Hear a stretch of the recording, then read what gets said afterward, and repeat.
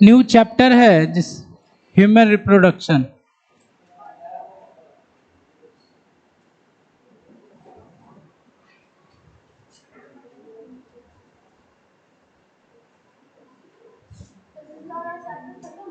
हाँ, वो चैप्टर खत्म हो गया।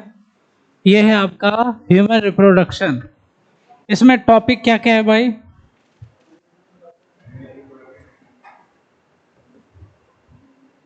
कुछ इंट्रोडक्शन पढ़ने के बाद ह्यूमन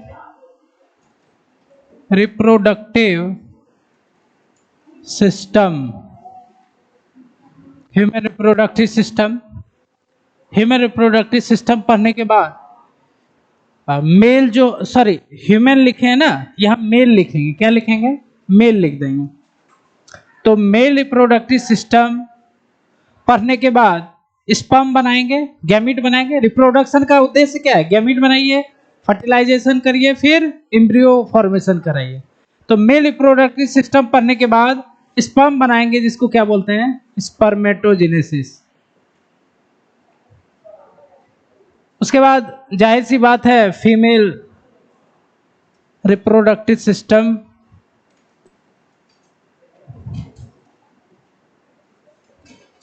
फीमेल रिप्रोडक्टिव सिस्टम। अब इसके बाद इसका गैमीट बनाएंगे, तो इसके गैमीट को कहा जाता है ओवा, जिसको बनने की क्रिया कहलाती है oogenesis। oogenesis, ठीक है, oogenesis। उसके बाद फीमेल में कुछ चीजें होती हैं, जैसे मेंस्ट्रुअल साइकिल होता है, फॉलिकल का डेवलपमेंट होता है ओवा के साथ साथ, उसको भी हम लोग फॉलिकल्स पढ़ लेंगे oogenesis के बाद। उसके बाद फीमेल में होने वाला जो ऋतु चक्र होता है, जिसको हम लोग मेंस्ट्रुअल साइकिल कहते हैं, इसको पढ़ेंगे, मेंस्ट्रुअल साइकिल। अब ये सब पढ़ने के बाद अब क्या आ जाएगा हमारा? फर्टिलाइजेशन। क्या आ जाएगा? फर्टिलाइजेशन। तो फर्टिलाइजेशन से पहले वाला जितना भी घटना है प्री फर्टिलाइजेशन इवेंट होगा। फर्टिलाइजेशन, फर्टिलाइजेशन के बाद एम्ब्रियोलॉजी पढ़ेंगे, एम्ब्रियो के बारे में पढ़ेंगे, एम्ब्रियोलॉजी। एम्ब्रियोलॉजी में कुछ चीजें पढ़ेंगे, जैसे क्लीवेज, क्लीवेज,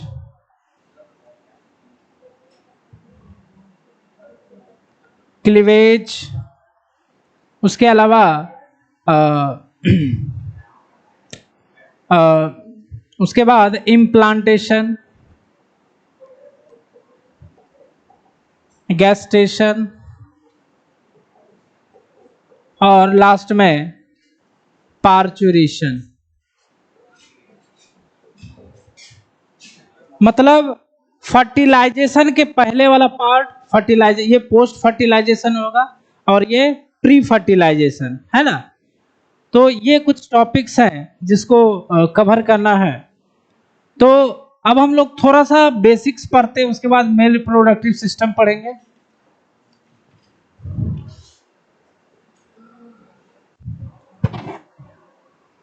देखो, रिप्रोडक्शन पढ़ रहे हैं तो हम लोग केवल रिप्रोडक्टिव पार्ट को पढ़ेंगे, उसके अलावा कुछ भी नहीं पढ़ना है। वही हम लोग फ्लावर में भी वही था, रिप्रोडक्टिव पार्ट पढ़े थे, स्टामेन और कार्पल या पिस्टिल पढ़े थे। तो सबसे पहली बात होता है प्राइमरी सेक्स ऑर्गन।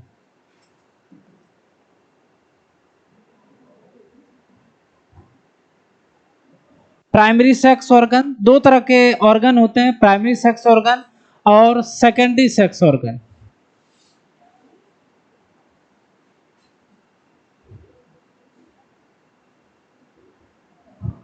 ठीक है, प्राइमरी सेक्स ऑर्गन क्या होते हैं? वैसे ऑर्गन जो कि गैमीट का प्रोडक्शन करे। क्या करे? जो गैमीट का प्रोडक्शन करे और जो हार्मोन सिक्रेट करे, सेक्स हार्मोन सिक्रेट करे। मेल में अलग होता है, फीमेल में हार्मोन अलग होता है। तो प्राइमरी सेक्स ऑर्गन को दूसरा जो नाम होता है इसको गोनेट्स भी बोलते हैं। क्या बोलते हैं इसको? गोनेट्स।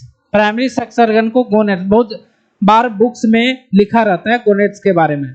तो प्राइमरी सेक्स ऑर्गन मतलब क्या हुआ? जो गैमीट का फॉर्मेशन करे और जो सेक्स हार्मोन का सिक्रीशन करे, तो प्राइमरी सेक्स ऑर्गन होगा।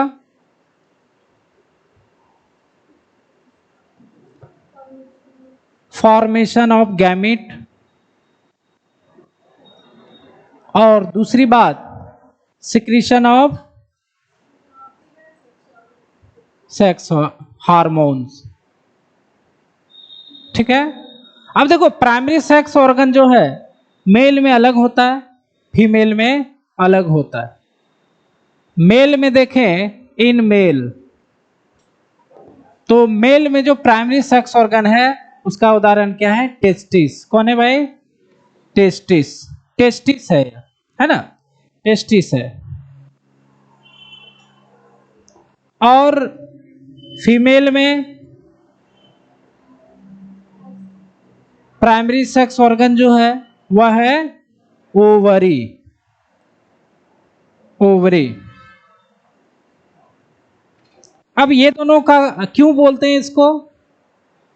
इसका कारण क्या है? ये गैमीट बनाएगा और हार्मोन सिक्रेट करेगा। गैमीट कौन सा बनाएगा भाई? गैमीट को क्या बोलते हैं? मेल गैमीट को, ये मेल है ना, स्पर्म बोलते हैं, स्पर्म बोलते हैं, या इसी को स्पर्मेटोजोआ, जोआ बोलते हैं, है ना। और हार्मोन कौन सा स्रावित करेगा? या हार्मोन, एक ही हार्मोन होता है एंड्रोजन। क्या नाम है इसका? एंड्रोजन, जिसमें से मेन जो होता है टेस्टोस्टेरोन।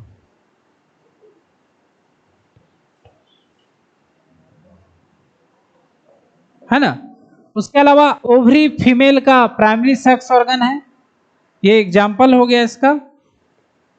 तो ओवरी क्या सिक्रेट करेगी? दो चीजें, एक तो गैमीट और दूसरा हार्मोन। गैमीट जो होता है उसको ओवा या एग सेल भी बोलते हैं, और ओवरी जो हार्मोन स्रावित करती है, वो दो तरह का हार्मोन होता है। मेनली दो ही तरह का होता है, जिसमें से एक एस्ट्रोजन और दूसरे को कहा जाता है प्रोजेस्टेरोन। तो ये हार्मोन दोनों, इसलिए इन दोनों को गोनेट्स या प्राइमरी सेक्स ऑर्गन कहते हैं। अब सेकेंडरी सेक्स ऑर्गन मेल में भी अलग होता है। अब ये होते कौन है? वैसे ऑर्गन्स जो कि गैमीट के ट्रांसफर में मदद करें, गैमीट को रास्ता दे, उस रास्ते से होकर के गैमीट बॉडी से बाहर निकले या इधर अपना जो जगह है वह स्थानांतरित हो, है ना। तो उन्हीं को सेकेंडरी, तो ये पैसेज देते हैं, रास्ता देते हैं गैमिट्स को चलने के लिए, है ना। और उनको मिलाने में इन्हीं का अहम रोल होता है ना। तो सेकेंडरी सेक्स ऑर्गन किसको बोलेंगे? Secondary sex organ, these are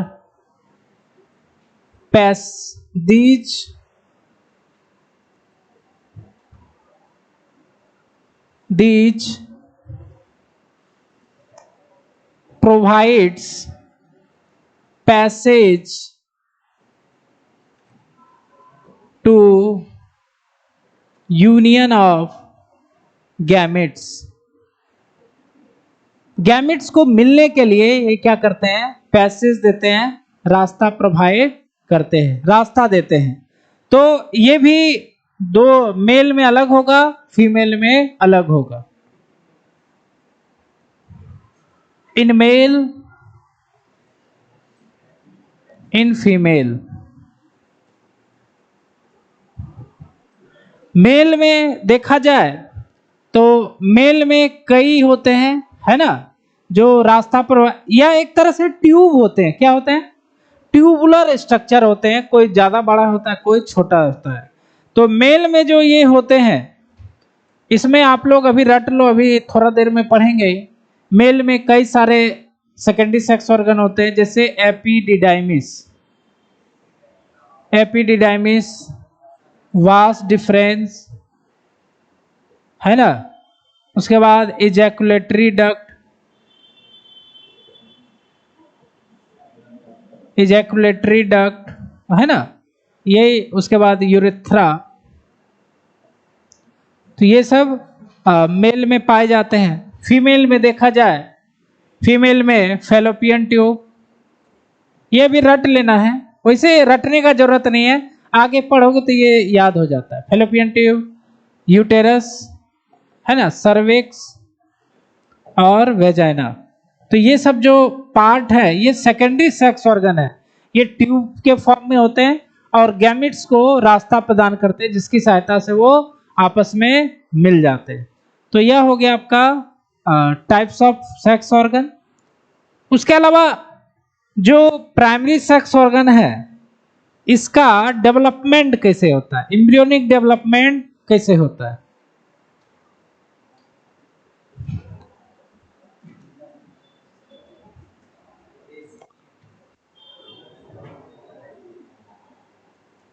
develop development of primary sex organ. तो इनका जो प्राइमरी सेक्स ऑर्गन होता है, इनका जो विकास होता है हम जब माँ के गर्भ में रहते हैं तो उसी समय हो जाता है। जब हम लोग माँ के गर्भ में रहते हैं तो उस लाइफ को कहा जाता है इंट्रा यूटेरिन लाइफ। क्या बोलते हैं? इंट्रा मतलब अंदर, यूटेराइन मतलब बच्चादानी जिसको बोलते हैं यूटेरस, और लाइफ तो समझ रहे हो। तो उसी समय हमारे शरीर में डेवलपमेंट होता है सेक्स ऑर्गन का। जैसे हम लोग माँ के घर में रहते हैं तो 9 मंथ का गेस्टेशन पीरियड होता है ना, प्रेगनेंसी होती है 9th मंथ की। तो इसको 3 भागों में बांटा जाता है, 3-3 महीने का। जैसे 3 महीना एक बार हुआ, फिर 3 मंथ, फिर 3 मंथ। जैसे 3 मंथ को ट्राइमेस्टर कहा जाता है। क्या बोला जाता है? ट्राइमेस्टर। तो 3 ट्राइमेस्टर होते हैं। हमारा जो लाइफ होता है 3 ट्राइमेस्टर में बांटा हुआ रहता है, जिसमें से लास्ट ट्राइमेस्टर में ही क्या होता है कि हमारा जो प्राइमरी सेक्स ऑर्गन है वो कंप्लीटली तैयार हो जाता है। तो इंट्रायूटेरिन लाइफ में दोनों टेस्टिस और ओवरी दोनों का डेवलपमेंट हमारे एब्डोमेन में होता है। कहाँ होता है? एब्डोमेन मतलब पेट के जस्ट नीचे, एब्डोमेन में होता है ना। लेकिन जब हम लोग बर्थ लेते हैं तो मेल में क्या होता है, टेस्टिस नीचे सरक जाता है। एक थैला लाइक स्ट्रक्चर है बॉडी के बाद जिसको बोलते हैं टेस्टिस या हाइड्रोसिल भी कहा जाता है उसको बोलचाल की भाषा में। तो टेस्टिस क्या होता है, नीचे डिसेंड हो जाता है, बॉडी के बाहर हो जाता है। लेकिन जो फीमेल में ओवरी रहती है वो एब्डोमेन कैविटी में ही रह जाती है। तो टेस्टिस जो होता है वह लास्ट मंथ में जब हमारा बर्थ होने होता है तब वो नीचे सरक जाता है, ठीक है। बट फीमेल में ओवरी जो होती है वह एब्डोमेन कैविटी में ही रह जाती है। तो यहां पर लिखेंगे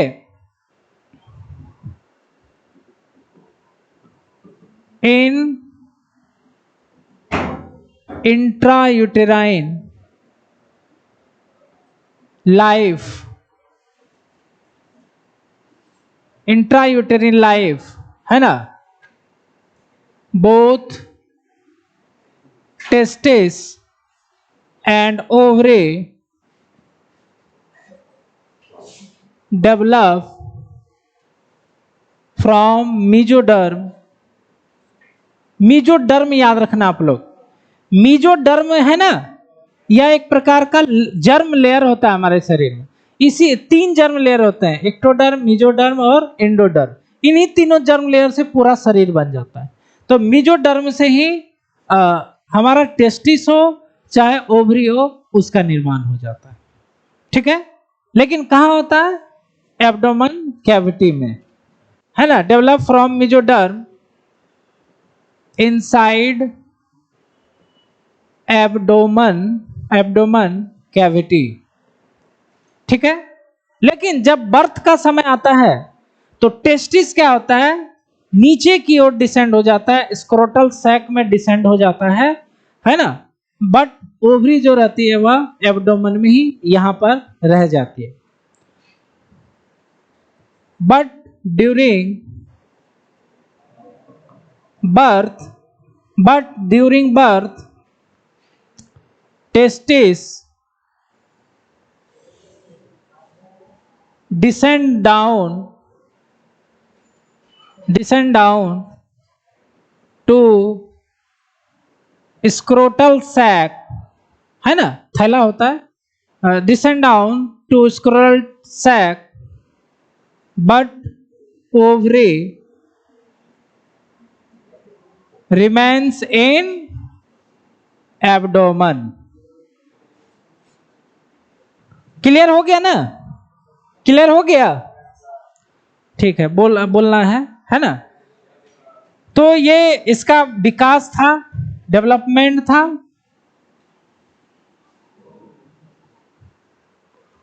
ठीक है, तो यह प्राइमरी सेक्स ऑर्गन का डेवलपमेंट था, है ना? अब हम लोग चलते हैं male reproductive system.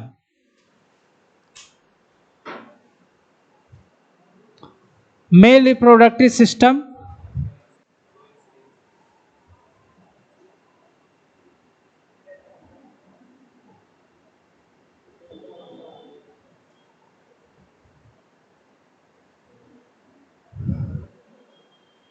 Male reproductive system को स्टडी के हिसाब से हम लोग 4 पार्ट में बांटते हैं, है ना? इसको 4 पार्ट में बांट देते हैं। इट इंक्लूड्स, है ना? पहला होता है टेस्टिस, जो कि 2 पेयर होता है। 1 पेयर होता है, 2 पेयर नहीं होता है, 2 होते हैं। उसके बाद टेस्टिस के अलावा टेस्टिस के अलावा एसेसरी डक्ट्स, एसेसरी डक्ट्स को ही सेकेंडरी सेक्स ऑर्गन बोलते हैं। एसेसरी डक्ट्स, जिसमें वही आएगा आपका एपिडिडाइमिस, रेड टेस्टिस, है ना? वास डिफरेंस, इजैकुलेटरी डक्ट, है ना? इटीसी। उसके बाद ग्लैंड भी होंगे, ग्रंथियां भी होती हैं, है ना? वो ग्रंथियां स्पर्म के साथ उसका फ्लूइड बनाती हैं, तो ये एसेसरी ग्लैंड्स भी होते हैं। एसेसरी ग्लैंड्स, जिसमें 3 होते हैं हमारे अंदर, जिनका नाम है seminal vesicles, vesicles, seminal vesicles, prostate gland, prostate gland, और तीसरा जो होता है कॉपर्स ग्लैंड, या इसका दूसरा नाम है बल्बो यूरेथ्रल ग्लैंड, है ना? और तीसरा जो आता है, चौथा जो आता है, वह एक्सटर्नल जेनाइटिलिया। एक्सटर्नल जो बाहर से दिख रहा हो उसी को बोलते हैं एक्सटर्नल। एक्सटर्नल जेनाइटिलिया, जिसमें आपका आता है पेनिस। ठीक है, तो ये 4 पार्ट हो गए। ऐसे कुछ समझ में नहीं आ रहा है तो इसका फिगर बनाएंगे, तब जितना भी है हमारा डक्ट, हमारा ग्लैंड, हमारा जेनाइटिलिया, वो सब दिख जाएगा। तो फिगर बनाते हैं मेल रिप्रोडक्टिव सिस्टम का।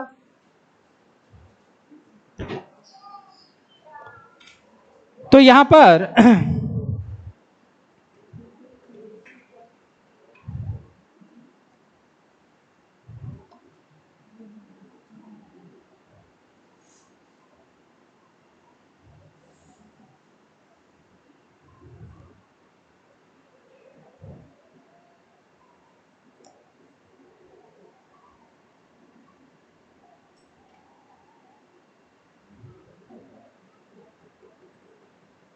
ये साइड व्यू है ना? साइड व्यू है ना?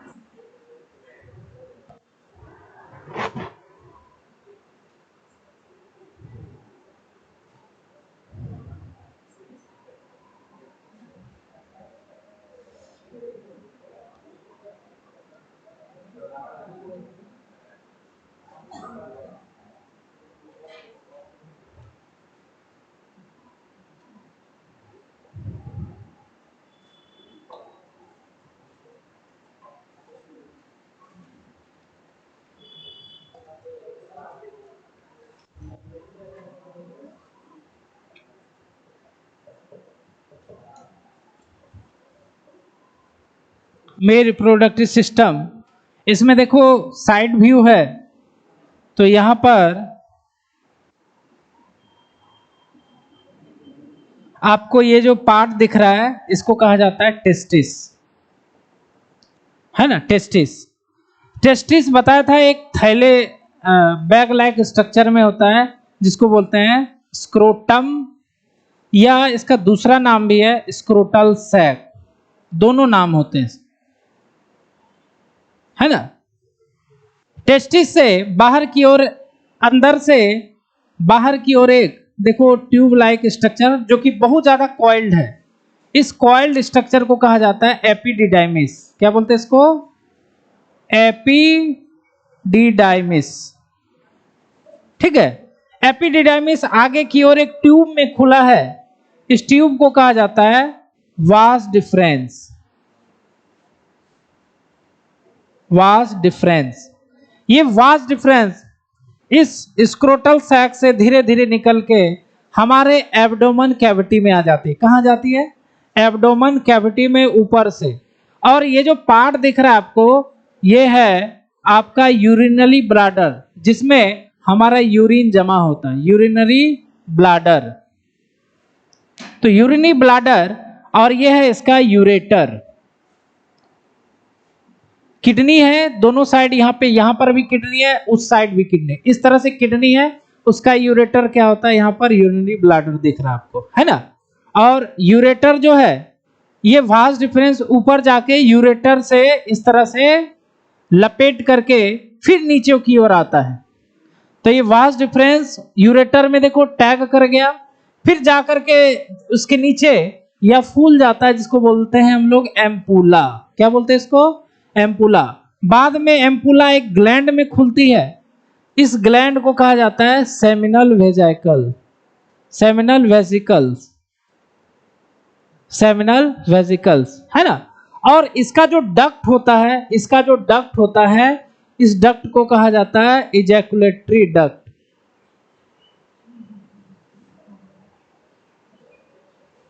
इजैकुलेटरी डक्ट, यहां पर भी आप लोग देख रहे हो, यह भी उस साइड वाला इजैकुलेटरी डक्ट है।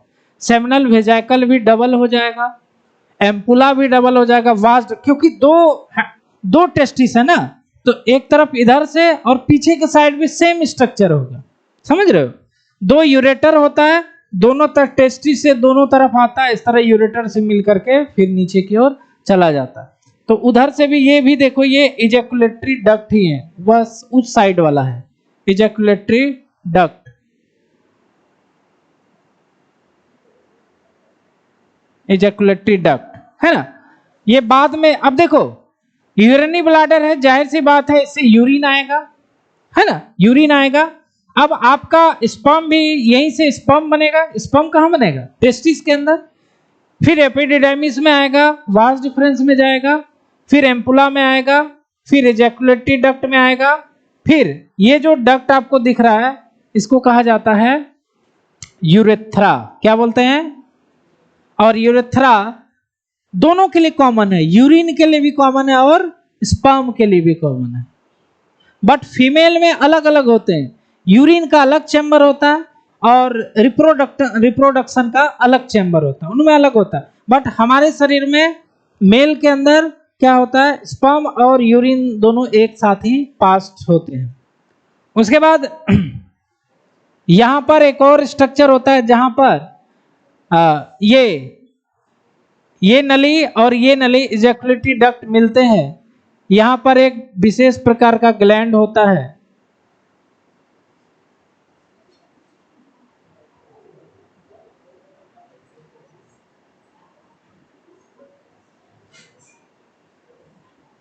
इस ग्लैंड को कहा जाता है प्रोस्टेट ग्लैंड। क्या बोलते हैं इसको? Prostate gland.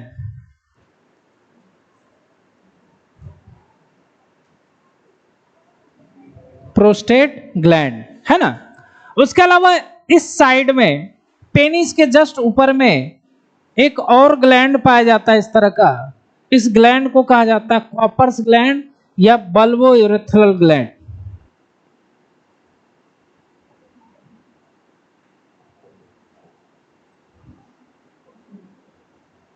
तो यहां पर देखो ग्लैंड आपको तीन दिख गए, सेमिनल वेजाइकल, प्रोस्टेट ग्लैंड और बल्बोयूरेथ्रल ग्लैंड।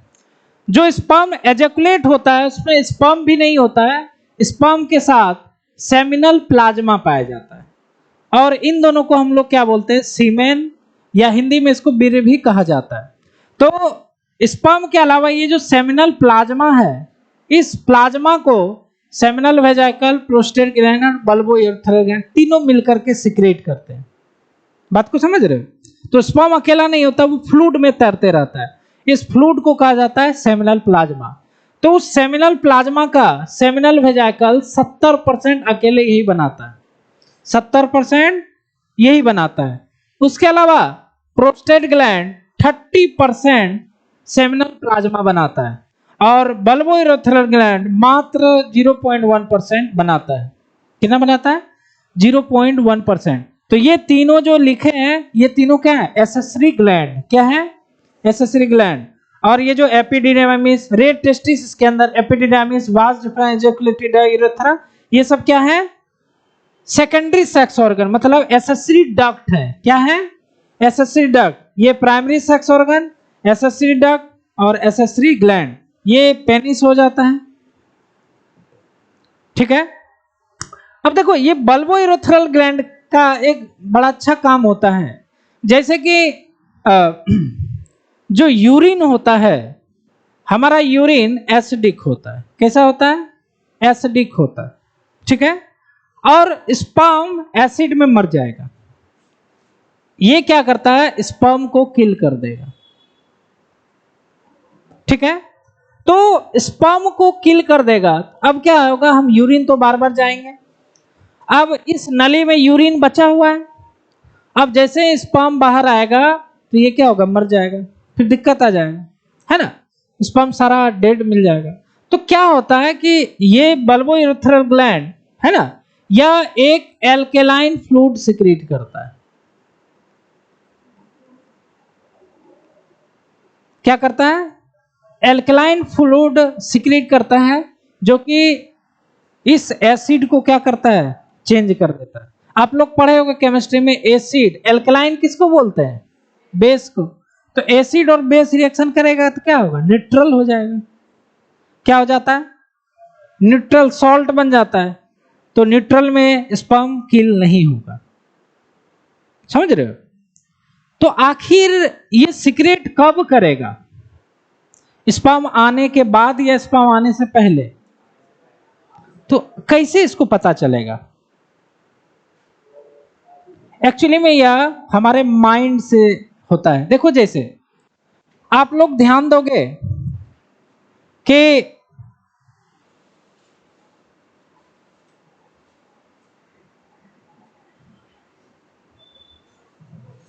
जब मेल को सेक्सुअल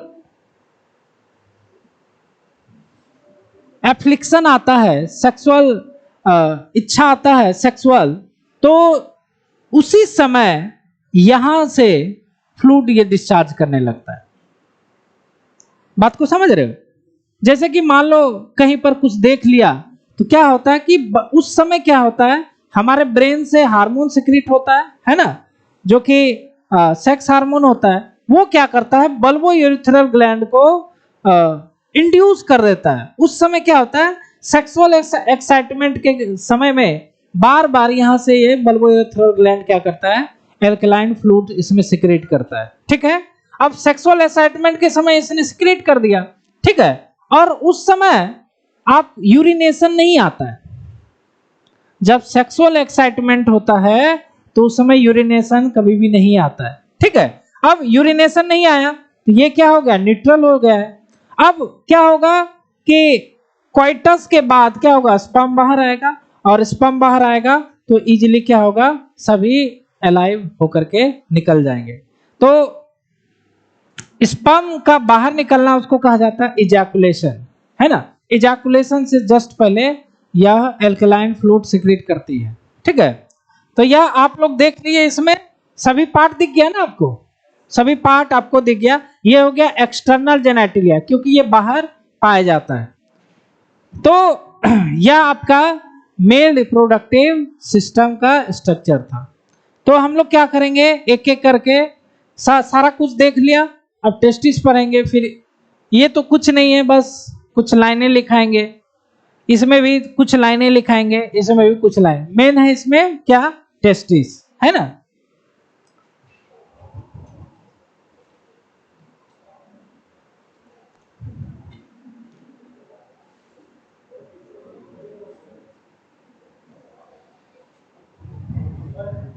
हाँ बोलिए।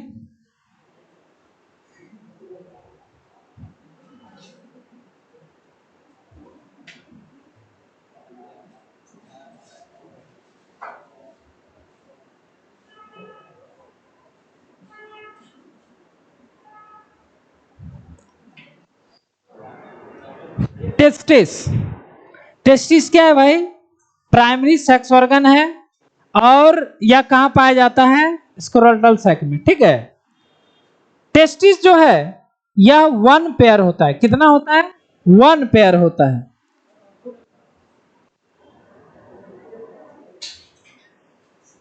It is primary sex organ present in pair, pair में प्रेजेंट होता है। ठीक है,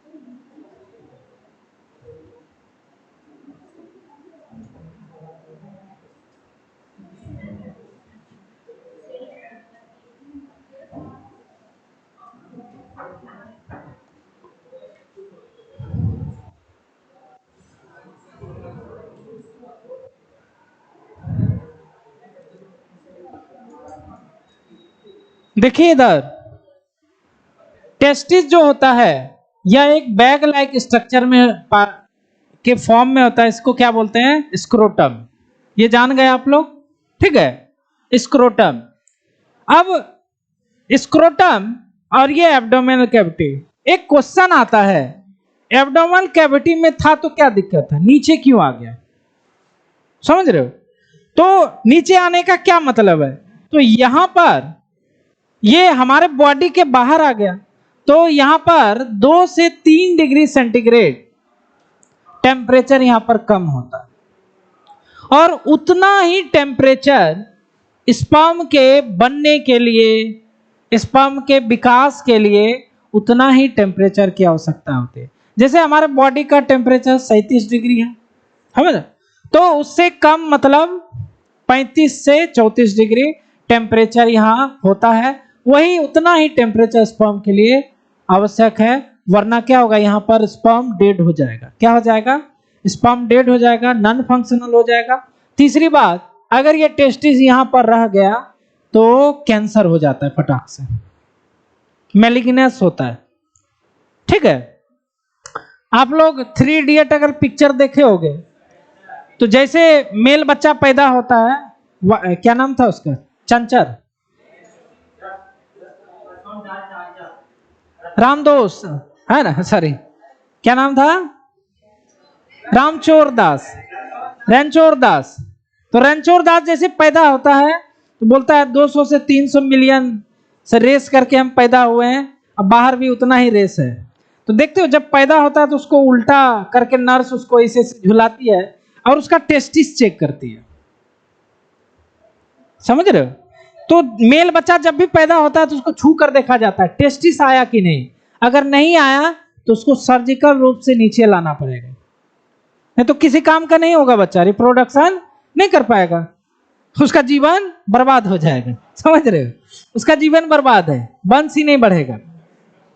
तो यहां पर आपका टेस्टिस रहता है और वह यहीं से क्या होता है, सरक जाता है। क्या होता है? सरक जाता है, जस्ट लाइक बर्थ, है ना। और ये जो कैविटी होती है, इस कैविटी को कहा जाता है इंग्वाइनल कैनाल। क्या बोलते हैं इसको? इंग्वाइनल कैनाल के होते हुए सड़क जाता है। क्या होता है? सड़क जाता है। कभी कभी क्या होता है, जो लोग बहुत ज्यादा मतलब खाते पीते हैं, बात सुनो, यहीं पे इंटेस्टाइन भी होता है। क्या होता है? क्योंकि सब तो एक ही जगह है, इंटेस्टाइन होता है। कभी कभी इंटेस्टाइन फाड़ करके इसके अंदर आ जाता है, जिसके कारण ये फूल जाता है, इंटेस्टाइन उसमें भरते जाता है, खाते जाते उसमें भरते जाता है, वृद्धि होते जाता है। उसी को हर्निया बोलते हैं। हर्निया सुने होगे, तो उसी को बोलते हैं हर्निया। तो हम लोग चलते हैं, यहां पर प्राइमरी है या 2 पैर में आपको दिख गया। उसके अलावा टेस्टिस, टेस्टिस कहां पाया जाता है? स्क्रोटम में, है ना। तो क्या लिखेंगे? Testis present in bag like structure below and outside of abdominal cavity, abdominal cavity, है ना, that is called scrotum या स्क्रोटल सैक, ठीक है। तो बिलो मतलब क्या हुआ? नीचे, और बाहर आउटसाइड है, अंदर नहीं है, एब्डोमेन के बाहर निकल चुके हैं, है ना, स्क्रोटल सैक बोलते हैं। अब यहां पर दिक्कत क्या है? यहां स्क्रोटल सैक में टेम्परेचर 2 से 3 डिग्री कम होता है। Here 2 to 3 degree centigrade temperature less than body. कहां पर कम है? इसमें कहां पर? यही है ना, थैले में, ठीक है। उसके अलावा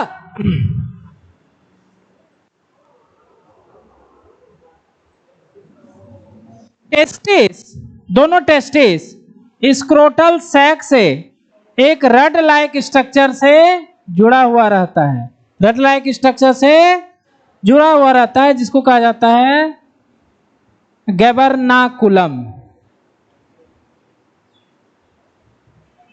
गैबरनाकुलम क्या नाम है? गुबरना होगा जी, रुक जाओ इसको मैं।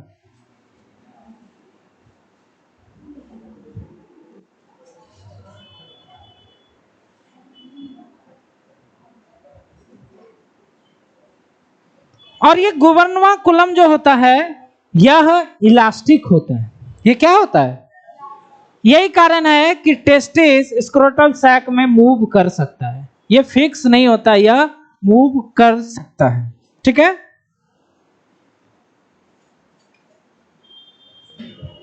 तो अगला पॉइंट हम लोग लिख लेंगे,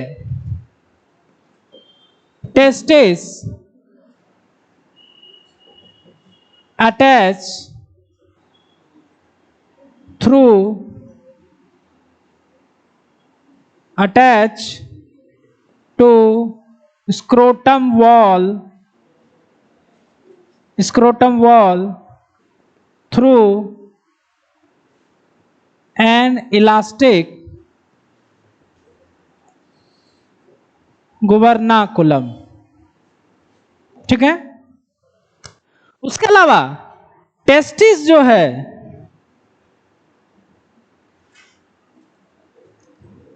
ये तो बाहर के साइड है, लेकिन देखो टेस्टिस का पीछे जो है, ये पीछे वाला भाग, इसको कहा जाता है डोर्सल बॉडी। क्या बोलते हैं? तो पीछे की ओर इस तरह से ये मान लो है, तो पीछे की ओर या डोर्सल वॉल से घिरा रहता है इस तरह से, मतलब सॉरी अटैच होता है ना, जिसको कहा जाता है स्पर्मेटिड कोड। क्या बोलते हैं? Spermatic cord. तो डोर्सल साइड से भी टेस्टिस जुड़ा रहता है डोर्सल वॉल से by spermatic cord. Testis joined with dorsal wall through spermatic cord। Spermatic cord. ठीक है। उसके बाद स्क्रोटम में एक चीज देखो आप, स्क्रोटम में दो प्रकार के मसल्स होते हैं। ये जो दीवाल है, एक मसल्स को कहा जाता है डेस्टोस मसल,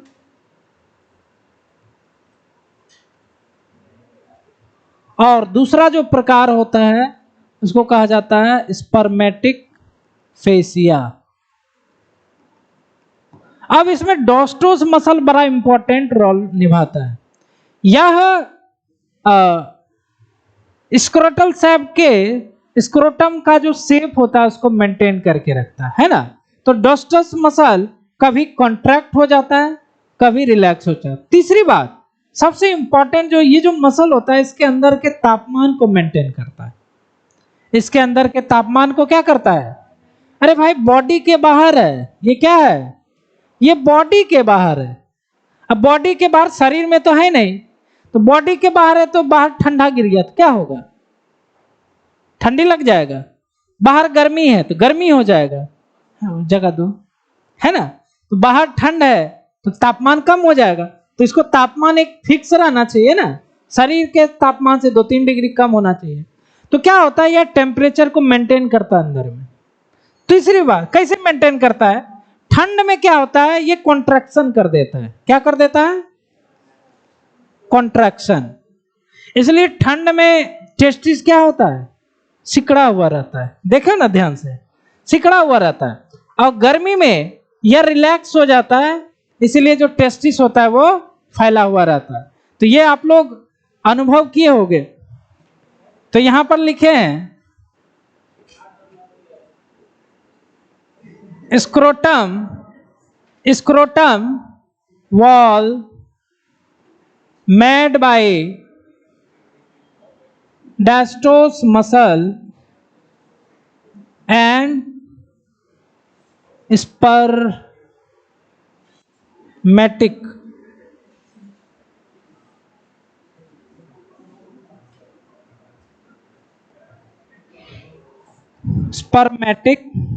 fascia।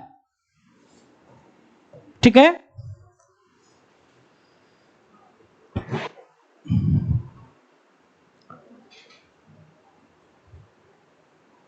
ठीक है।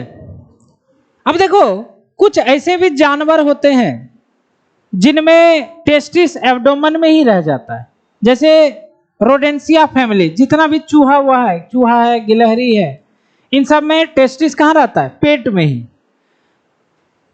हाथी में क्या होता है? कुछ ऐसे भी होते हैं जिनमें टेस्टिस जब ब्रीडिंग सीजन आएगा तो नीचे आ जाएगा, फिर ऊपर चल जाएगा। जैसे घोड़ा में, हाथी में, उनमें टेस्टिस छू के देखोगे, उसमें स्क्रोटम सैक छू के देखोगे, टेस्टिस नहीं रहेगा जब उसका ब्रीडिंग पीरियड आएगा। क्योंकि जानवर जो होते हैं उनका ब्रीडिंग पीरियड आता है। उसका क्या आता है? उसका ब्रीडिंग पीरियड आता है, लेकिन ह्यूमन में ऑलवेज ब्रीडिंग पीरियड होता है। तो scrotum wall made by dartos muscle and spermatic fascia. देखो ध्यान से सुनना, अलग अलग एनिमल का अलग अलग आता है। जैसे आप लोग देखे होंगे कि उसको कहा जाता है सीजनल ब्रीडर्स।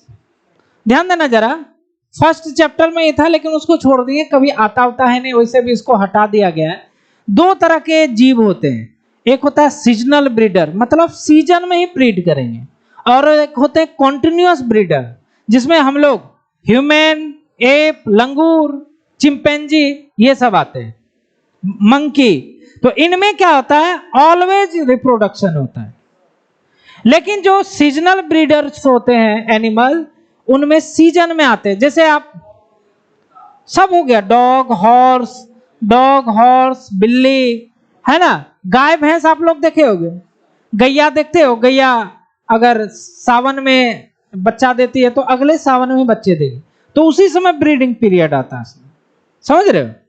तो हाँ, क्या बता रहे थे? हाँ, हॉर्स के बारे में। तो हॉर्स में क्या होता है? जब ब्रीडिंग सीजन आता है तो टेस्टिस नीचे आ जाता है। इतना समझ गए आप लोग टेस्टिस का?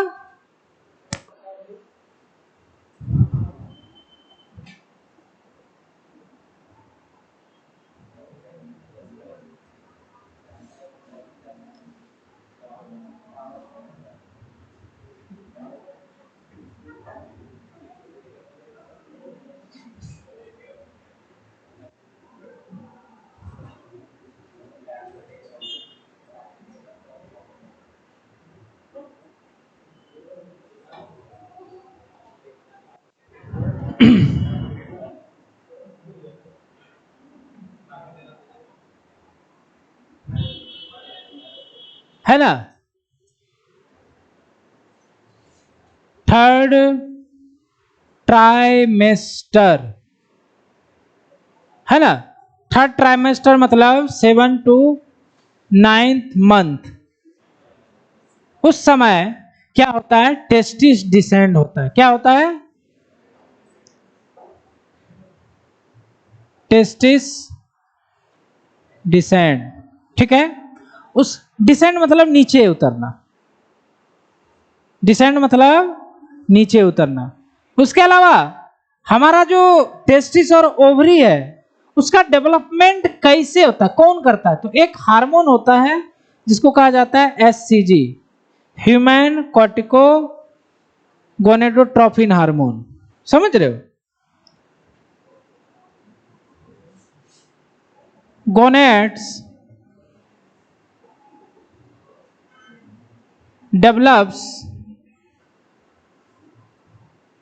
बाय, गोनेड्स डेवलप्स बाय, है ना, एससीजी। क्या बोले हैं? ये एक्चुअली में मां सिक्रेट करते हैं। कौन सिक्रेट करते हैं? है ना, इसका फुल फॉर्म होता है ह्यूमन गोनेट समझ रहे हो ना, कोई दिक्कत नहीं ना, टेस्टिस और ओवरी। वुमेन कॉर्टिको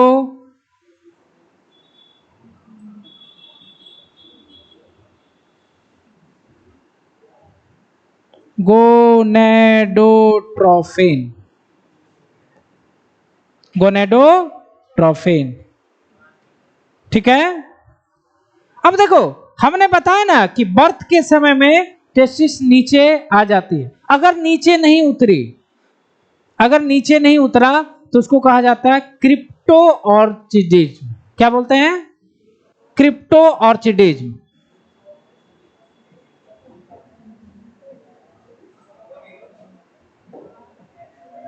इसका फुल फॉर्म देखो, क्रिप्टो मतलब क्या होता है? छुपा होना। क्या होना? छुपा होना।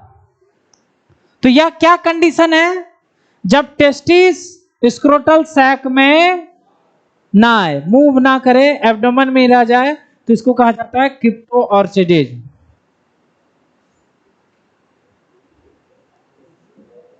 टेस्टिस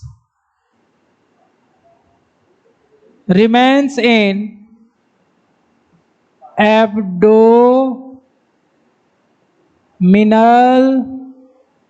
cavity, बाहर आ गया, एब्डोमिनल कैविटी। अब उसमें छुप गया है तो डॉक्टर से क्या कराओगे? चीर फाड़, चीर फाड़ कराएंगे, तो इस चीर फाड़ को कहा जाता है ऑर्चियोपैक्सी। क्या बोलते हैं? ऑर्चियोपैक्सी। तो सर्जिकल रूप से टेस्टिस को एब्डोमेन से स्क्रोटल सैक में उतारने की क्रिया को कहा जाता है ऑर्चियोपैक्सी।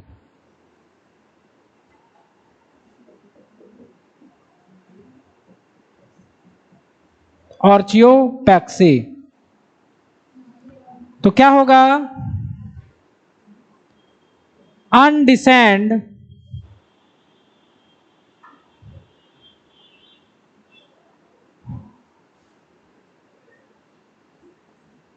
अनडिसेंड टेस्टिस, है ना, brought into scrotum by surgical method. क्या हुआ?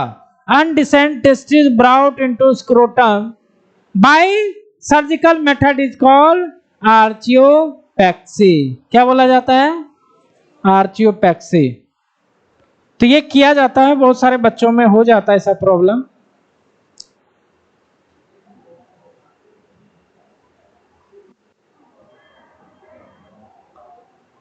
ठीक है।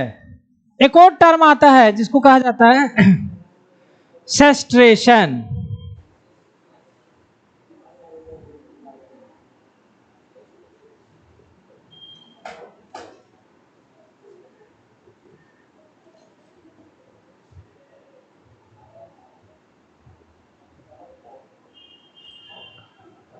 बैल को, अब देखो आप लोग सुने होंगे कि बहुत सारे जो बैल वगैरह होते हैं उनका टेस्टिस को क्रश कर दिया जाता है, या फिर पाठा पाठी आप लोग समझते हो गांव में, उसका टेस्टिस को क्रश कर दिया जाता है तो वो खस्सी बन जाता है, बहुत मोटा हो जाता है। सुने हैं ना? तो उसका टेस्टिस हटा दिया जाता है। बात को समझ रहे हो?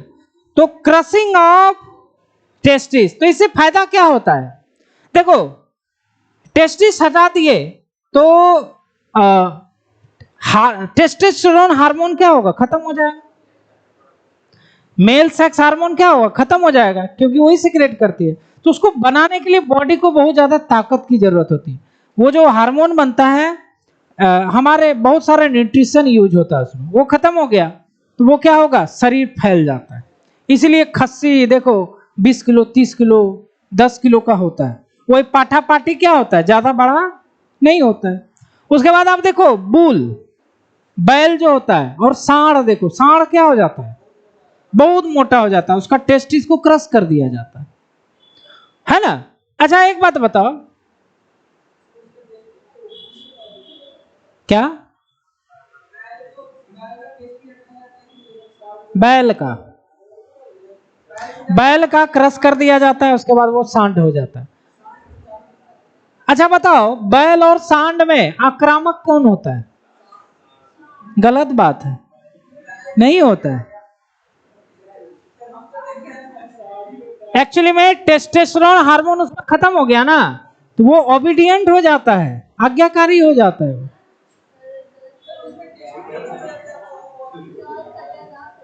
नहीं होता है, उसको वो सोचता है छेड़ है इसीलिए आपके पास आता है। बहुत तरह देखो नहीं मारेगा, वो ओबीडिएंट हो जाता है। उसको आप चाहोगे ना, तो आप लोग बहुत देखे होंगे कि जैसे एक खेल होता है, उसमें घेरा होता है, उसमें सांड छोड़ दिया जाता है, आदमी सब उसी में रहता है, उठा उठा के पटकता है सबको, है ना। तो मूवी में ऐसे भी बहुत सारा आते रहता है। हाँ, क्या होता है? गेम ही होता है, चोट तो लगता है ना भाई। तो सेस्ट्रेशन मतलब क्या हुआ?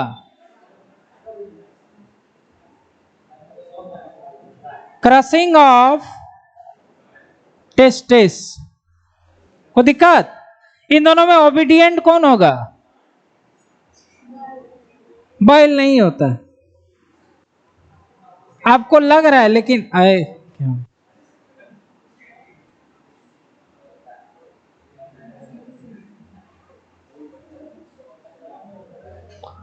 तो ये कुछ टर्म थे, है ना, ये आपको जानने जरूरी थे।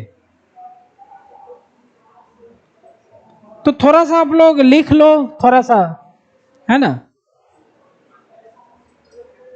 मतलब ऐसे ही 2-3 पन्ना लिख लीजिए, एक दो हटा लेना है ना, यहां से हो जाएगा।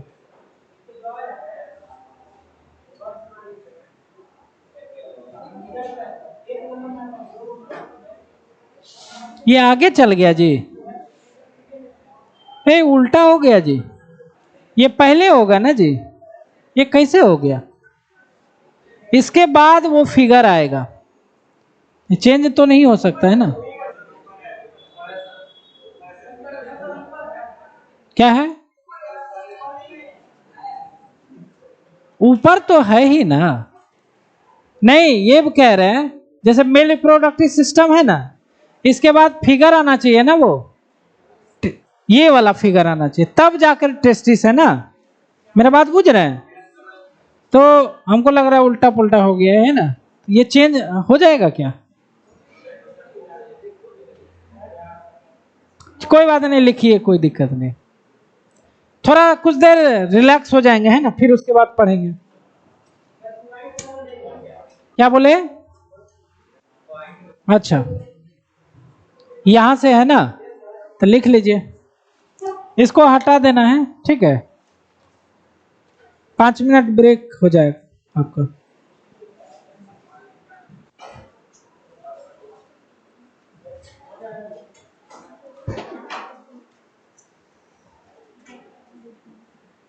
कॉपी बना रहे हो कि नहीं आप लोग? कॉपी बना रहे हैं? कैसे होगा कॉपी नहीं? पीडीएफ वही मोबाइल में रह जाता है क्या? कहाँ है कॉपी आपका? नहीं, कॉपी लाना है ना, कभी कभी डेली लिखाएंगे, थोड़ा सा लिखा देंगे, मैक्सिमम पार्ट घर में लिख लेना है थोड़ा जाके, हमारा सिलेबस थोड़ा सा स्पीड रहेगा।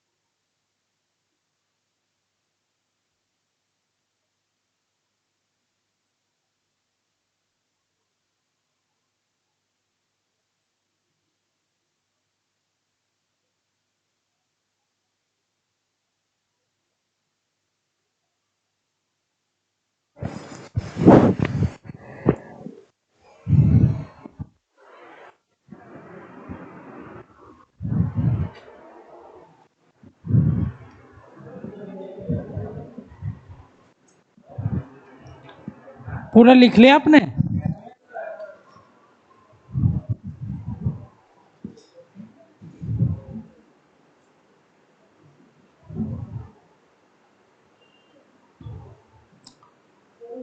तो इसको समझ गए आप लोग? तो थोड़ा सा हम लोग चलते हैं अपने एनसीईआरटी का भी फिगर थोड़ा सा देख लिया जाए।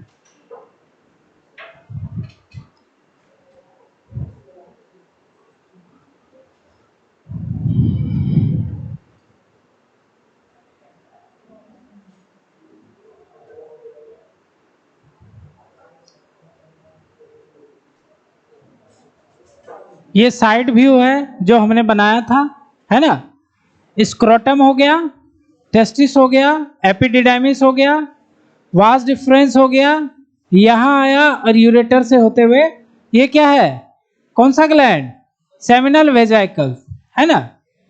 फिर ये एजैकुलेटरी डक्ट, फिर ये यूरिनरी ब्लैडर, यूरिन आएगा, फिर यहाँ पर देखो बल्बोइरेथ्रल ग्लैंड दिख गया ना, प्रोस्टेट ग्लैंड। प्रोस्टेट कैंसर बहुत होता है, प्रोस्टेट कैंसर बहुत ज्यादा होता है मेल में। सबसे ज्यादा होने वाला, दुनिया का सबसे ज्यादा होने वाला कैंसर मेल में प्रोस्टेट कैंसर होता है भाई। हमारे इंडिया में माउथ कैंसर ज्यादा होता है क्योंकि गुटखा पान हम लोग बहुत चबाते हैं। अब वर्ल्ड में देखा जाए तो प्रोस्टेट कैंसर होता है। उसका कारण यह है कि हार्मोन चेंजेबल होने के कारण हम लोग ज्यादा मतलब उसी के कारण प्रोस्टेट कैंसर बहुत ज्यादा हो जाता है, समझ रहे हो? अननेसेसरी का, है ना, अननेसेसरी का कुछ भी करने से क्या होता है, प्रोस्टेट कैंसर हो जाता है। इसको ज्यादा डिटेल में नहीं बताएंगे। उसके बाद ये यूरेथ्रा हो गया, ये पेनिस हो गया। उसके अलावा देखो ये दोनों को दिखाया गया है। आपका टेस्टिस दिखाया गया है इस तरह से। उसके बाद ये आपको यहां से आया दोनों, और देखो यूरेटर है ना, यूरेटर से क्रॉस करते हुए यहां आया। बगल में सेमिनल वेजाइकल, इधर भी प्रोस्टेट ग्लैंड यहां पर, उसके नीचे बल्बोइरेथ्रल ग्लैंड, और ये पेनिस हो गया, है ना? तो यहां पर देखने वाली बात ये है कि सेमिनल वेजाइकल दो है, कितने हैं? दोनों साइड, लेकिन प्रोस्टेट ग्लैंड सिंगल ही है। कितना है? ये सिंगल ही है, अकेला बेचारा। और बल्बोइरेथ्रल ग्लैंड दो है, यहां पर आप लोग देख रहे हो। टेस्टिस दो है, ये वास डिफरेंस दो है, एपिडिडाइमिस दो है, सब दो दो को है। देख रहे ना बात को? तो लगभग सारे चीज दो दो हैं। इजैकुलेटरी डक्ट भी यहां पर होगा तो दो हैं। हाँ बोला जाए, टेस्टिस भी दो है ना, लिखा है ना, पेयर में होते हैं। सब लोग दो दो हैं यहां पर, समझ रहे हो?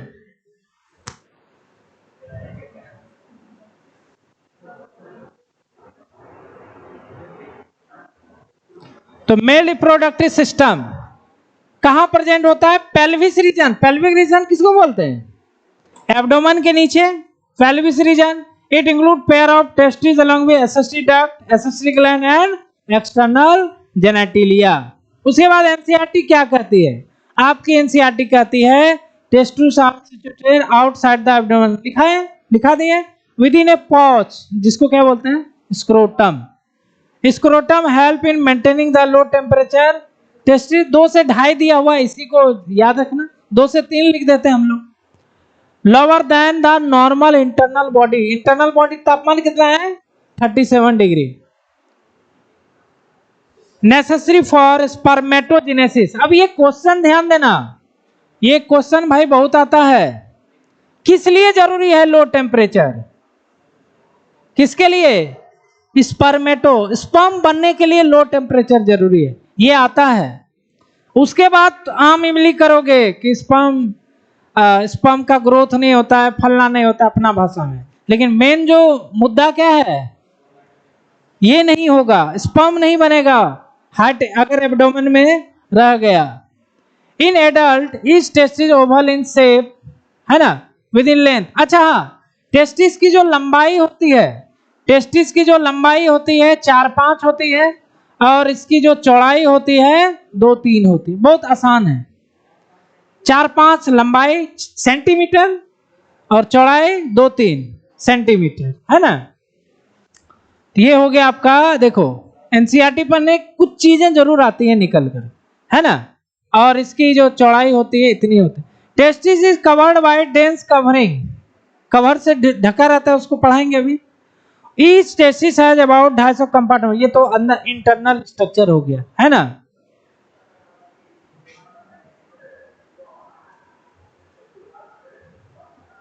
ये एक बहुत बड़ा क्वेश्चन आ गया, है ना। ये बहुत ही अच्छा क्वेश्चन आ गया भाई।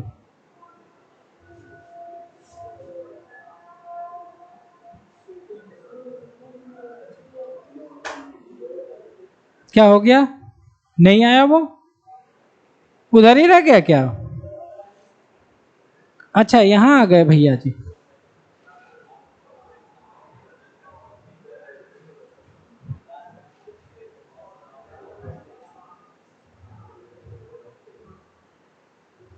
ये हो गया आपका।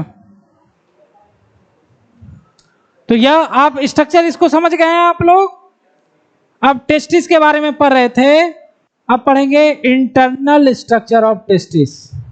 क्या पढ़ेंगे?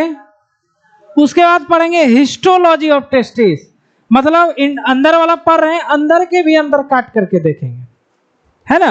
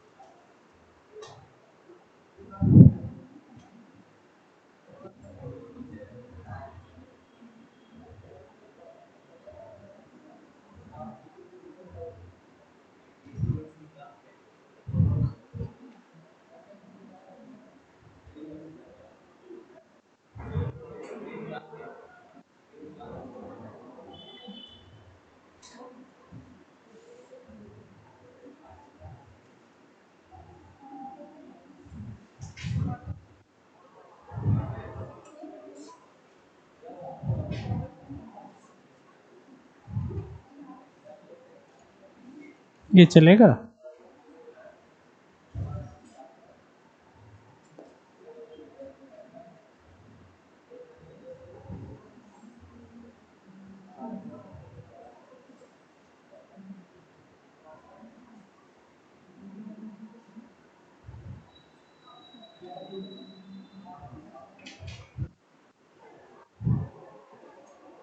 ये टिश्यू लिखा था ना, डेंस टिश्यू से घिरा हुआ है, लेकिन ये पीछे के साइड में, डोर्सल साइड में एब्सेंट होता है, ये वाला ब्लू कलर का जो हमने दिखाया है ना। तो देखो, टेस्टिस जो होता है ये कटिंग पार्ट है, क्या है, बीच से काट दिए हैं, बीच से क्या किए हैं, काट दिए हैं, और ये ऐसा दिख रहा है। तो टेस्टिस जो होता है 3 कोट से घिरा रहता है, या 3 वॉल से घिरा हुआ रहता है ना। सबसे बाहरी वॉल जो ब्लू कलर का दिख रहा है, इस वॉल को हम लोग कहते हैं ट्यूनिका वेजिनेलिस। क्या बोलते हैं? Tunica vaginalis. और यह 2 लेयर होता है, यह कितना लेयर है? अंदर वाले लेयर को विसरल बोलते हैं, और बाहर वाले लेयर को क्या बोलते हैं? पेराइटल बोलते हैं। विसरल और विसरल मतलब कोमल, पेराइटल मतलब बाहरी भाग। तो यह विसरल भी होता है एंड पेराइटल भी होता है, 2 लेयर। खैर इसको रखने का जरूरत है, ट्यूनिका वेजिनेलिस ये कोट होता है, जो पीछे के साइड में क्या होता है, इनकम्प्लीट होता है। उसके बाद ये वाला लेयर दिख रहा होगा आपको, ये वाला दिख रहा है ना, ये वाला लेयर आपको दिख रहा है, इस लेयर को कहा जाता है ट्यूनिका एल्बुजिनिया। क्या बोलते हैं?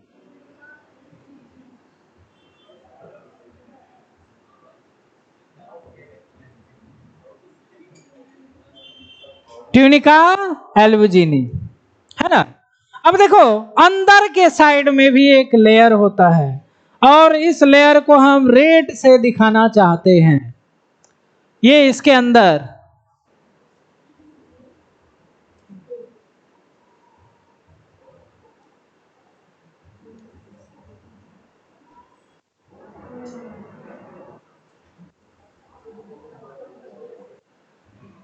ये जो लाल रंग इसीलिए किया है क्योंकि यहाँ पर ब्लड वेसल्स होते हैं। क्या होते हैं? ब्लड वेसल है, जाहिर सी बात है रेड होगा, है ना। तो इस रेड वाले पार्ट को कहा जाता है ट्यूनिका वेस्कुलोसा। वेस्कुलर मतलब समझते रहे आप, ब्लड वेसल। तो यहाँ पर वेस्कुलर होता है इसलिए इसको बोलते हैं ट्यूनिका वेस्कुलोसा।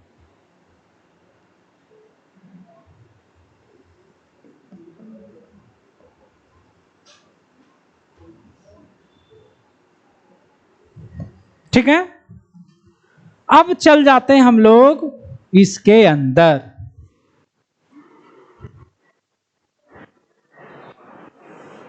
कहा चल जाते हैं? इसके अंदर। तो इसके अंदर जैसे ही काटोगे तो इसमें आपको, है ना, आपको लगभग 250 से 300 कंपार्टमेंट दिखे। कंपार्टमेंट समझते हो? अपार्टमेंट जैसा, तो पहला तल्ला, दूसरा तल्ला, तो इसमें कितना कंपार्टमेंट है, लेकिन उतना दिखा हम लोग सकते नहीं है। 1 2 3 4 5 6 7 कंपार्टमेंट दिखाए।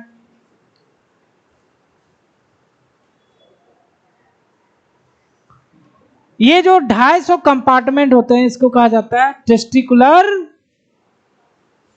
लोब्यूल या कंपार्टमेंट। क्या बोलते हैं? टेस्टिकुलर लोब्यूल्स या कंपार्टमेंट। तो ये हम लिख देंगे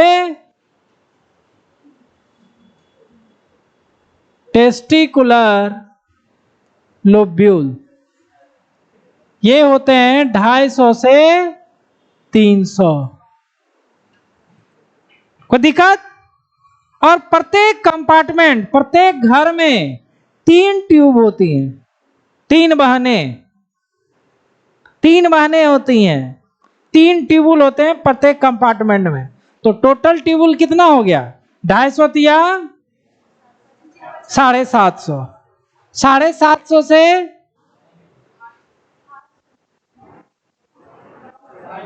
1000 ऐसे रेंज रखा जाता है। 750 से 1000 के बीच में टोटल ट्यूबुल होते हैं। और उन तीनों बहनों को, पहले उन तीनों बहनों को हम बना देते हैं। एक में दिखा देंगे, चल जाएगा काम। ये पहली बहन, ये दूसरी बहन और ये तीसरी बहन। लेकिन ये बहनें आपस में उलझी हुई रहती हैं। क्या रहती हैं? उलझी हुई रहती है। लेकिन इसको सीधा करके बताया, इस ट्यूबुल को कहा जाता है सेमिनिफेरस ट्यूबुल्स। क्या बोलते हैं? Seminiferous tubules.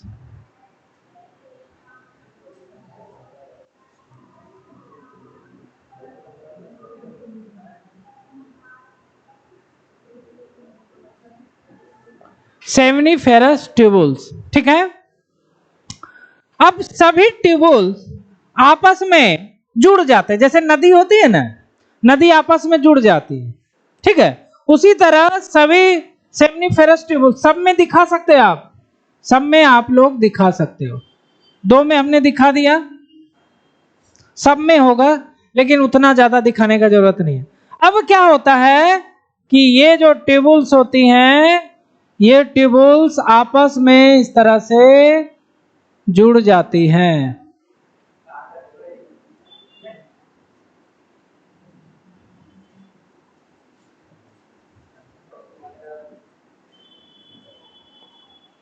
इस तरह से जुड़ जाती है और एक ट्यूबुल बना देती है। नदियां मिल करके गंगा नदी में आ जाते हैं, समा जाती है ना, उसी तरह ये समा गए। ये जो समा गए ये ट्यूबुल्स, इस ट्यूबुल्स को कहा जाता है ट्यूबुली रेक्टाई। क्या बोलते हैं इसको? ट्यूबुली रेक्टाई। इसको शॉर्ट में याद करने के लिए TR लिख देते हैं। क्या लिख देते हैं? TR, tubuli recti. अब ये ट्यूबुली रेक्टाई फिर आपस में जुड़ जाएंगे इस तरह से।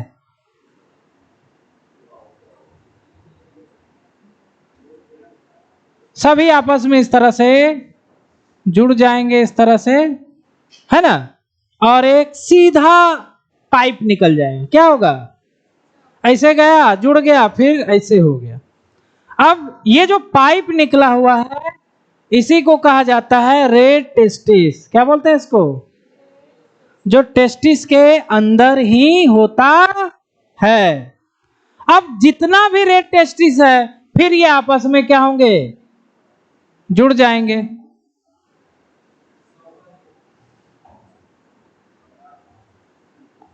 और जस्ट जो है यह टेस्टिस के अंदर ही रह जाते हैं। अब ये जो ट्यूबुल बना सबको मिला करके, अलग अलग ट्यूबुल जो मिला है, बन गया है, इन ट्यूबुल्स को कहा जाता है वासा इफ्रेंसिया।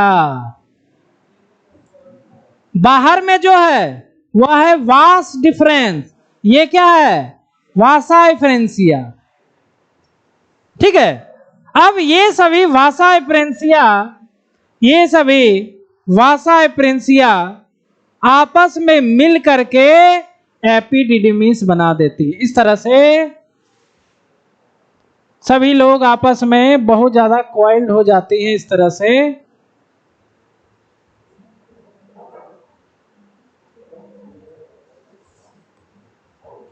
और यह बाद में किसमें बदल जाते हैं? किसमें बदल जाएंगे? वास डिफरेंस में। यह है वास डिफरेंस। Vas deferens. और ये क्या है? एपिडिडाइमिस। क्या है? तो स्पर्म कहां बनेगा? स्पर्म यहां बनेगा। कहां बनेगा? सेमिनिफेरस ट्यूबुल्स के अंदर स्पर्म बनेगा। टीआर में आएगा, ट्यूबुलर रेक्टा में आएगा, रेड टेस्टिस में आएगा, उसके बाद वासा इफ्रेंसिया में आएगा, उसके बाद एपिडिडाइमिस, फिर वास डिफरेंस, फिर एम्पुला होते हुए एजैकुलेटरी डक्ट, यूरेथ्रा से, पेनिस से होते हुए बाहर निकल आएगा। बात हो गया इसका, है ना? अब ये एपिडिडाइमिस है। एपिडिडाइमिस का 3 पार्ट होता है। पहले का पार्ट, बीच वाला पार्ट और लास्ट वाला पार्ट। पहला जो पार्ट होता है उसको कहा जाता है कैप्यूट। क्या बोलते हैं? कैप्यूट। बीच वाला पार्ट जो होता है उसको कहा जाता है कॉर्पस, और लास्ट वाला जो पार्ट होता है उसको कहा जाता है कॉडा। इन तीनों को मिला करके एपिडिडाइमिस।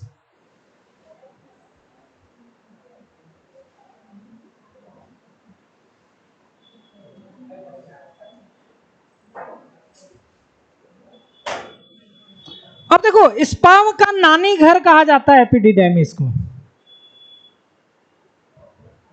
बनता है यहां पे, ये रहता है बचपन में, यहीं रहता है, यहीं पे बड़ा होता है। हम लोग होता है ना, बहुत लोग नानी घर में यहीं जाकर के बहुत साल रह के बड़ा होते हैं, फिर अपना घर आ जाते हैं।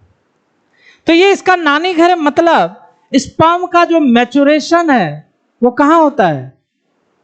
स्पर्म जो बड़ा होता है, मैचुरेशन होता है, परिपक्व होता है एपिडिडाइमिस।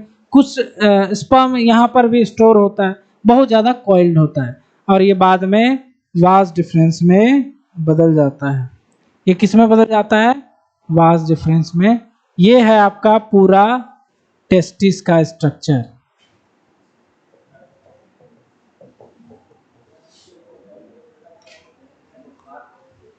समझ गए?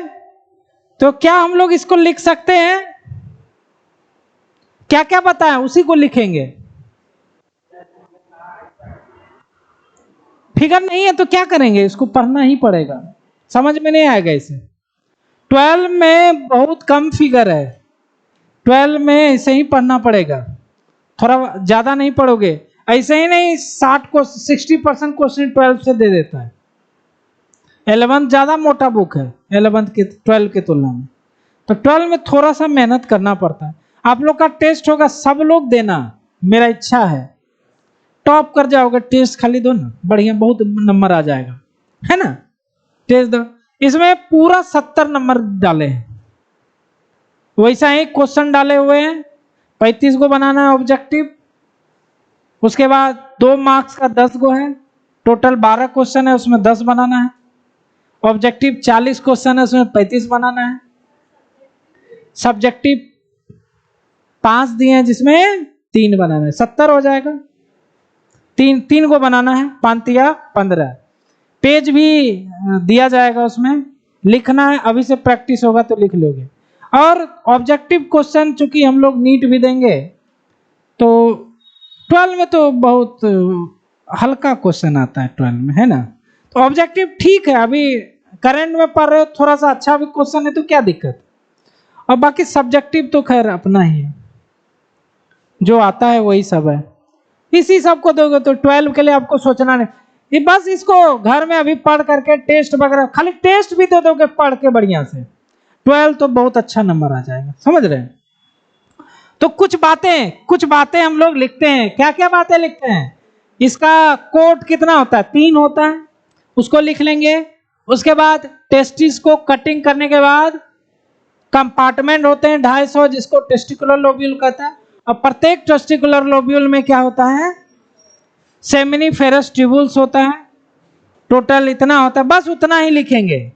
उसके बाद फिर काटेंगे इसको, फिर और काट करके और ज्यादा उसको डीप लेके चलेंगे, आप लोग को फिर कंफ्यूजन नहीं होगा, याद हो जाएगा, समझ रहे हैं। तो हम लोग कुछ बातें लिख रहे हैं।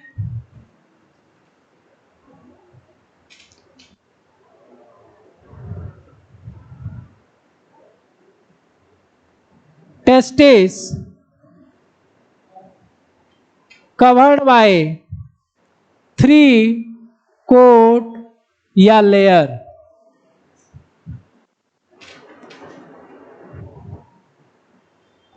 ट्यूनिका वेजिनलिस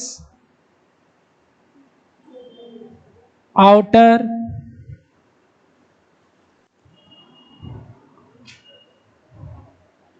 है ना। ट्यूनिका वेजिनलिस 2 होते हैं, पैरेटल विसरल, ये बाहर वाला, और ये 2 लेयर होता है, अंदर वाला है।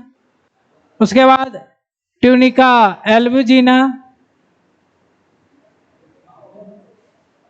है ना, मिडिल लेयर हो जाएगा। और ट्यूनिका वेस्कुलोसा, ये क्या होगा? इनर वेस्कुलर हो जाएगा, वेस्कुलर लेयर हो जाएगा। उसके बाद क्या लिखेंगे? ईच टेस्टिस, क्या लिखेंगे? Each testis, each testis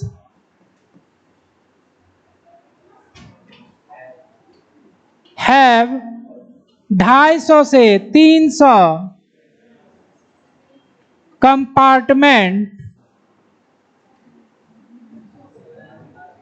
that is called, हाँ,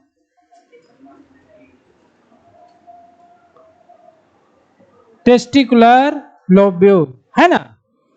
अब नीट वाला पूछेगा ह्यूमन टेस्टिस में कितना कंपार्टमेंट होता है?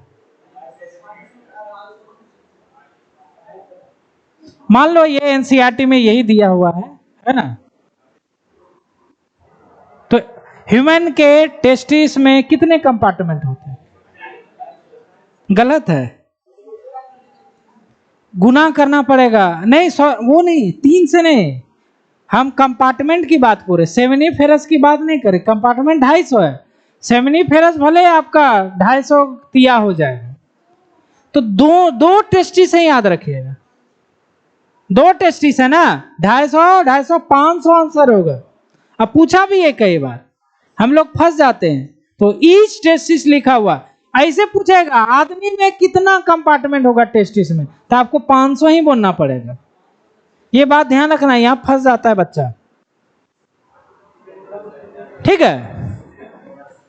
उसके बाद क्या लिखेंगे? Each lobule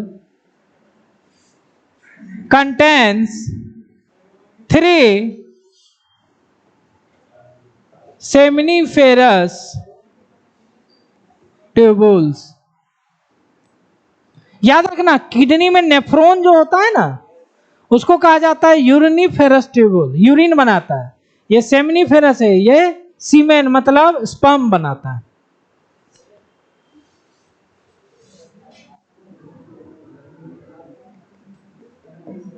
3 seminiferous tubules. ठीक है,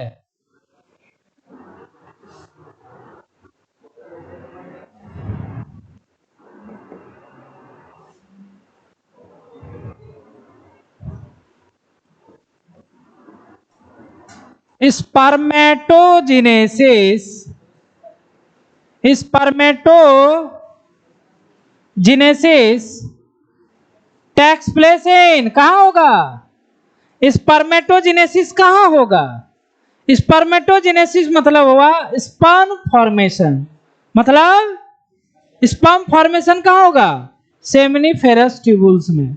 स्पर्मेटोजिनेसिस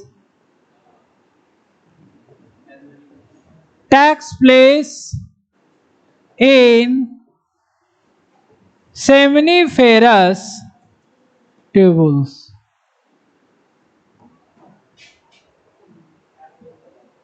तो आपसे एक हल्का सा, बिल्कुल ही हल्का सा स्वच्छ सा क्वेश्चन, स्पर्म पाथ, स्पर्म का रास्ता, स्पर्म पाथ। तो सबसे शुरुआत कहां से होगा? इसका घर कहां? स्पर्म का घर कहां? घर, नानी घर नहीं, जहां जन्म लेते वही ना है घर। कहां है घर? Seminiferous tubules.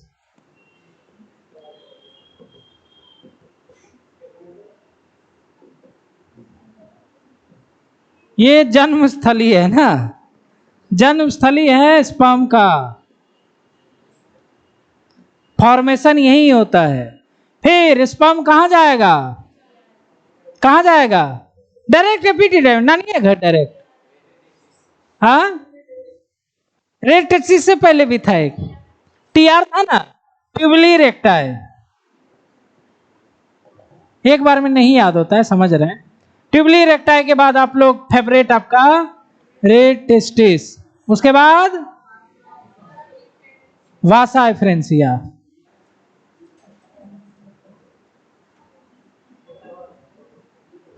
वासा एफ्रेंसिया के बाद एपिडिडाइमेस, मीन्स नानी घर हो गया इसका, है ना। यहीं पे क्या होगा? मैचुरेशन। क्या होगा उसका? पलेगा, बढ़ेगा यहीं पर, स्पर्म मैचुरेशन। स्टोर भी होता है। एपिडिडाइमिस के बाद, उसके बाद एजेकुलेटरी डक्ट, सेमिनल वेजाइकल तो ग्लैंड है ना, रास्ता थोड़े है ना वो। उसके बाद यूरेथ्रा, उसके बाद बाहर निकलने को क्या बोलते हैं? इजैकुलेशन। क्या बोलते हैं? अगर स्पर्म बॉडी से ऐसे बाहर निकल रहा है तो उसको बोलते हैं इजैकुलेशन। अगर फीमेल के भेजाना में जा रहा है तो उसको कहा जाता है इंसेमिनेशन। दो टर्म है, ये सब बाद में हम लोग पढ़ेंगे, ठीक है। बस यहीं तक।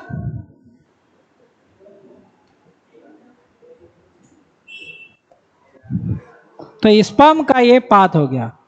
तो अगले क्लास में हम लोग स्पर्मेटोजेनेसिस को काट देंगे। काटने के बाद देखेंगे स्पर्म कैसे बनता है, उसमें स्पर्म कैसे रहता है, उसका घर कैसा है, समझ रहे हो। तो आज का क्लास यहीं तक रहने देते हैं।